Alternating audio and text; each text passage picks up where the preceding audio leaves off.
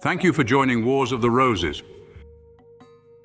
And this is Atlantis, the Lost World by Manly P. Hall, an article taken from The All-Seeing Eye, Volume 5, Number 4, January 1931.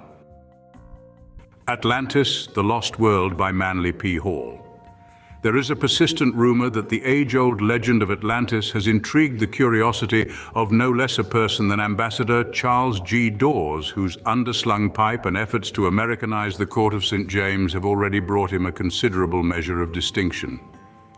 In a clipping at hand, it is stated that the Honorable Mr. Dawes is so impressed with the Atlantis idea that he has financed a search of the Vatican Library in hopes of discovering among the musty old documents there some key to the enigma. The investigation, which is being carried on by a Yale scholar, is particularly concerned with the Mayan dialect. The hypothesis is that if the secrets of this language can be uncovered, it may then be possible to decipher at least some of the many strange inscriptions in Yucatan and Guatemala, which have so far baffled archaeologists. The ex-vice president entertains the hope that the strange hieroglyphics deeply cut into the walls of temples or into the faces of monuments will, when correctly read, forever settle the Atlantis problem. Is it possible that Ambassador Dawes has been reading with profit certain sections of Baldwin's Ancient America? For example, the following sentences are illuminating. The words Atlas and Atlantis have no satisfactory etymology in any language known to Europe. They are not Greek and cannot be traced to any known language of the Old World. The conclusion is inevitable. If the Old World is of no assistance in the matter, try the New World. Again, the point of attack is clearly indicated. The only part of the New World which apparently developed any historical instinct or perpetuated any systematic record was Central America, a term which for our purposes we will extend to cover Mexico and the northern parts of South America. Those who scoff at the idea of a submerged Atlantic continent must first of all explain away the descriptions given by Plato in the Critias and the Timaeus. Plato's accounts carry considerable weight inasmuch as the integrity and learning of that philosopher cannot easily be assailed. Up to the beginning of the 16th century, designers of maps included the Atlantean island in their charts and globes, simply on the authority of Plato. The anti-Atlantists, however, contend that in the Critias, Plato takes a flight into fiction, manuring, to use Plutarch's words, the little seed of the Atlantis myth, which Solon had discovered in the Egyptian temples. But now etymology rises up to discomfort the scoffers, for had Plato or any of the Greeks fabricated this account, they would unquestionably have used a word derived from their own speech to designate the last continent. The same would be true of the Egyptians. In Isis Unveiled, H.P. Blavatsky calls attention to the fact that both the story of Atlantis and the name of the country itself came to the Greeks as an historical inheritance of the most remote antiquity. The Egyptian priests told Solon that the accounts of Atlantis which they possessed had been deciphered from inscriptions upon ancient columns. These pillars, composed of some unknown and imperishable substance, possibly the fabled pillars of Enoch, had been erected before the deluge. In fact, the columns had been constructed for the express purpose of withstanding the terrific upheavals which were to lay barren a considerable part of the earth. Crantor, writing circa 300 BC, declared that at that time the pillars were still in existence. In 1912, Monsieur Pierre Termier, a member of the Academy of Science and Director of Service of the Geologic Chart of France, delivered a remarkable lecture on Atlantis before the Institut Oceanographique. This lecture was later translated and published in the annual report of the Board of Regents of the Smithsonian Institution for the year ending June 30th, 1915. The valiant French savant declared, "It seems more and more evident that a vast region, continental or made up of great islands, has collapsed west of the Pillars of Hercules." Monsieur Termier's reasons were purely geological and have been well substantiated by subsequent findings. Theopompus and Marcellus, ancient historians, refer to both a continent and islands in the Atlantic Ocean. Marcellus writes of 7 small islands and 3 great ones which together constituted the Atlantide. Confusion is continually arising as to whether the 7 islands mentioned were actually 7 independent land areas or merely 7 national divisions of the great continent itself. Many volcanic cataclysms occurred before the last upheaval, which finally destroyed Poseidonis, the name given to the last form of the great oceanic continent. The Azores Islands are now regarded as remnants of the mountain peaks of Poseidonis. It is possible that Poseidonis was the land of mud, which, in the Troano Codex, an early writing of the Mayas of Yucatan, was destroyed in the year 6 Kan on the 11th Mulak, in the month Zak. Whether this figure can be reconciled with the date of the Atlantean destruction as preserved by Plato, which would be about 9500 BC, is a matter which only time can determine. But when the Codex declares that the land of mud was sacrificed, that 10 countries were torn asunder and scattered and finally sank, carrying their 64 million inhabitants with them, it should be remembered that 10 countries coincides exactly with the number of islands described by Marcellus and the 10 kingdoms described by Plato. Having exhausted the possibilities of the Greek and Egyptian writings, at least until more records come to light, we are justified in turning to the peoples of the old Americas for such information as they may possess on this fascinating subject. There is much evidence of Atlantean blood among the Red Indians, the Bering Strait migration theory notwithstanding. It is highly possible that Asiatic tribes also reached this country, and by the mingling of two definite strains of blood produced what we now term the American Indian race. In fact, more than two races may be represented in their bloodstream. John Johnston ESQ in Archaeologia Americana says that the Shawanoes, an Algonquin tribe, have a tradition that their ancestors crossed the sea. These same peoples preserved for many centuries an annual ceremony in celebration of a deliverance, but it is impossible to discover the nature of the evil which they providentially escaped. The catastrophe must have been of considerable import to become the subject of such perpetuation. May it have been their escape from the sinking Atlantis? Schoolcraft, in the Indian tribes of the United States, writing of the North American Indians as a group, says, "They relate generally that there was a deluge at an ancient epoch, which covered the earth and drowned mankind except a limited number." Even the Chinese perpetuate an account of the flood, and as it is quite evident that the earth's surface was never entirely inundated, all these accounts may be traced to the Atlantean catastrophe. There is no more significant fragment bearing on this subject than the famous speech which Montezuma, the Mexican king, delivered to Cortés, the Spanish conqueror. I would have you to understand before you begin your discourse that we are not ignorant or stand in need of your persuasions to believe that the great prince you obey is descended from our ancient Quetzalcoatl, lord of the 7 caves of the Navatlax, and lawful king of those 7 nations which gave beginning to our Mexican empire. In several of the Mexican codices, the origin of the people is symbolically set forth by diagrams showing 7 irregular circles, presumably intended to represent caverns. In each of these is a twisted-up human figure resembling an embryo, and these 7 are the progenitors of the race. If we are bold enough to claim that these so-called caverns really signified islands or continents, we shall not be more daring than Colonel Hamilton Smith, who advances this same hypothesis in his learned work, The Natural History of the Human Species.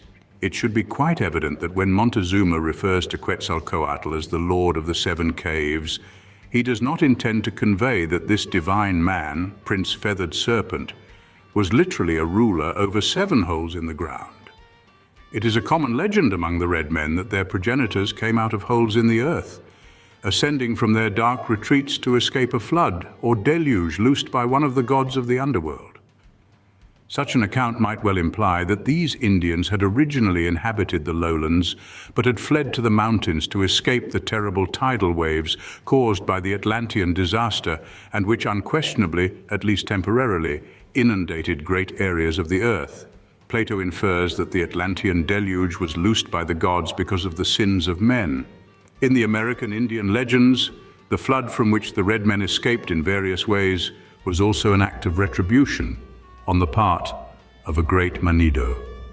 Referring to Montezuma's speech to Cortés, Schoolcraft notes that in speaking of Quetzalcoatl, or Lord of the 7 Caves, it is probably implied that he was the lawful chief of 7 bands, tribes, or nations.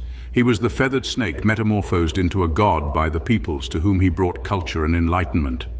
There is evidence that the rulers of Atlantis were known as the Serpent Kings, probably the winged serpents as a tribute to their royalty. In the old traditions, it is written that the serpent originally walked upright, but because of his pride and sin, he fell. The occult traditions further declare that in an ancient age there were winged serpents upon the earth.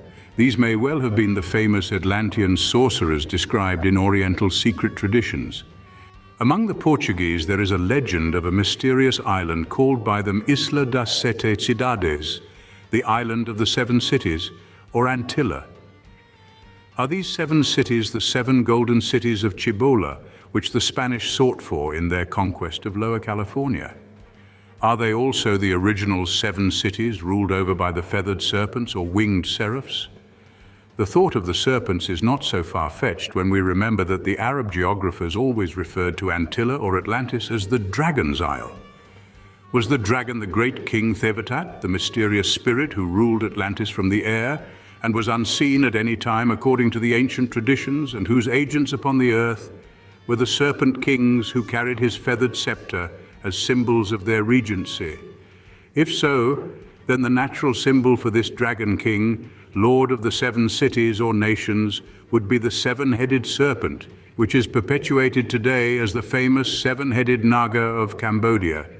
Thus, the Atlantean Empire is represented by a strange dragon, whose heads represent the sources of the race and whose long coils reveal the migrations of the Atlanteans in their serpentine path across the world. The account of Atlantis being under the dominion of a great invisible being may have given rise to certain Celtic legends, particularly those dealing with the account of how Ireland was originally peopled by an invisible race and ruled over by an aerial king. These myths may have come to Ireland by way of the men from the sea, accounts of whom have been preserved in their traditions. These men were the Atlantean sorcerers or snakes, whom St. Patrick was supposed to have destroyed. Both Homer and Horace apparently sensed the allegorical import of Atlantis, for by reading between the lines one gathers from their writings the impression that to them Atlantis signified a superior universe or higher world, possibly the one which descended into matter when the physical universe was created. Hence the fabled Eden, or that antediluvian sphere referred to in scriptures as ruled over by the kings of Edom. Atlantis thus becomes the Elysian fields, or the abode of the blessed, and is called by the Welsh Avalon. The Atlantides, or seven islands, are described by early mythologists as the seven Pleiades, daughters of Atlas, for they were lifted out of the depths upon the shoulders of the great giant of the earth. In order that the wide extent of the Atlantis story may be better appreciated, for traditional accounts of both the continent itself and the disaster which destroyed it have been preserved among nearly all civilized peoples.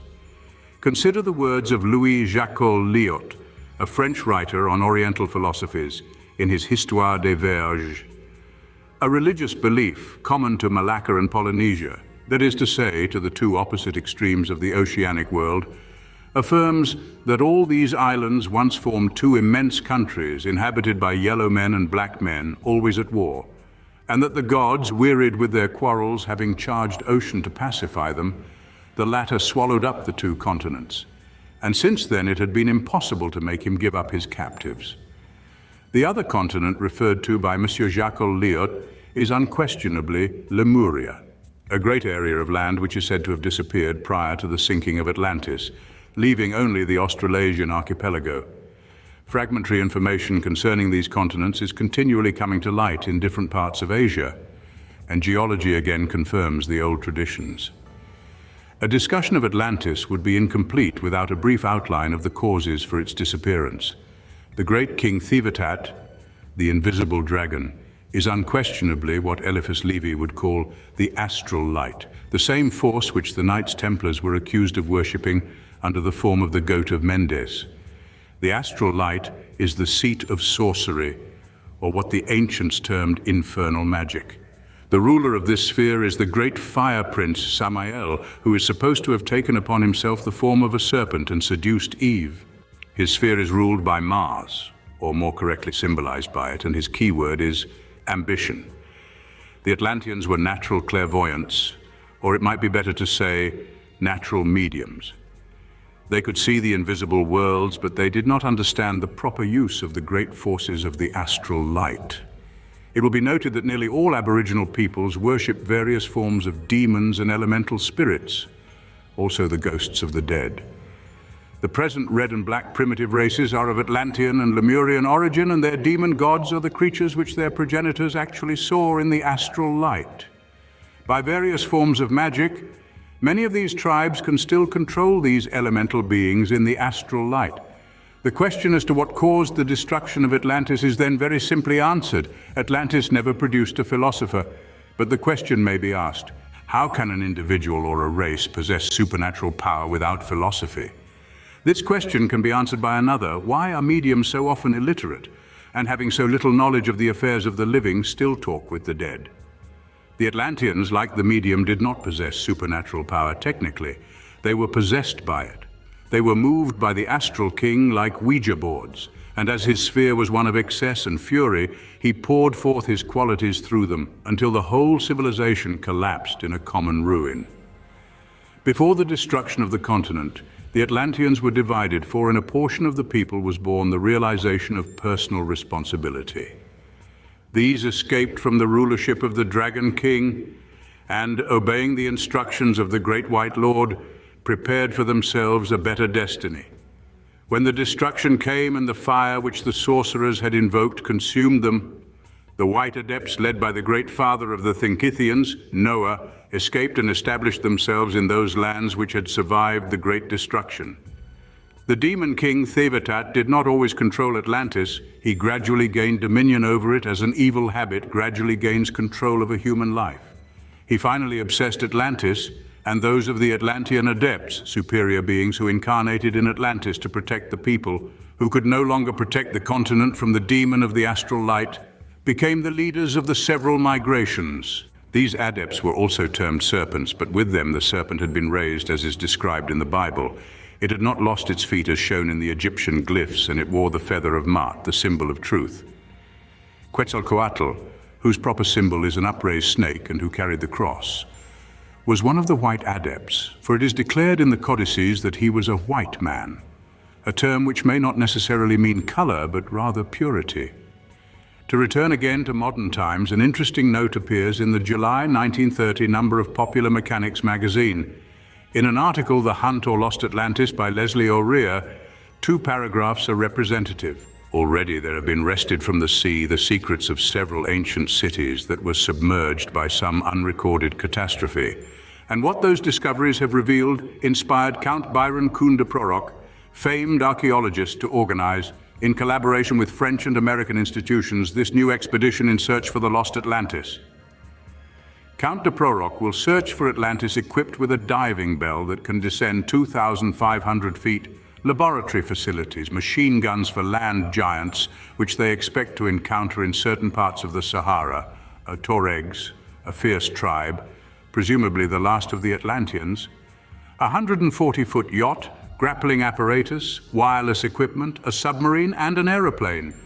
The Count himself says, "We embark upon this romantic quest confident that we shall give to the world some insight into the most ancient civilization of all time, the lost Atlanteans."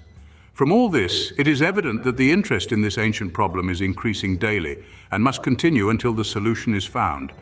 Atlantis demands its place in history.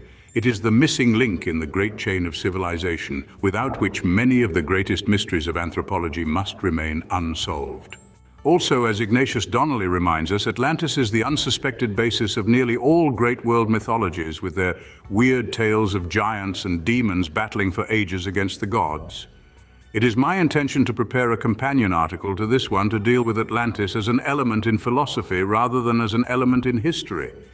Not to disprove the existence of Atlantis as a continent, but to show that the historical account is used by Plato to cover certain mysteries of the soul which, as an initiate, he could only reveal through symbols. In the meantime, we will conclude this brief résumé with the climax of Monsieur Termier's address to the Institut Oceanographique. I dream of the last night of Atlantis, to which perhaps the last night, that great night of humanity, will bear semblance. The young men have all departed for the war, beyond the islands of the Levant and the distant pillars of Hercules. Those who remain, men of mature age, women, children, old men and priests, anxiously question the marine horizon, hoping there to see the first sails appearing, heralds of the warrior's return. But tonight the horizon is dark and vacant. How shadowy the sea grows, how threatening is the sky so overcast. The earth for some days has shuddered and trembled. The sun seems rent asunder here and there, exhaling fiery vapors. It is even reported that some of the mountain craters have opened, whence smoke and flames belch forth and stones and ashes are hurled into the air. Now on all sides, a warm grey powder is raining down. Night has quite fallen, fearful darkness. Nothing can be seen without lighted torches. Suddenly seized with blind terror, the multitude rushes into the temples, but lo, even the temples crumble while the sea advanced and invades the shore, its cruel clamor rising loud above all other noise. What takes place might indeed be the divine wrath. Then quiet reigns. No longer are there either mountains or shores, no longer anything save the restless sea asleep under the tropic sky. Thank you for watching, and please don't forget to share, like, subscribe and comment, and if you can, please consider donating to Wars of the Roses. Links to PayPal and Patreon are in the description. Thank you so very much.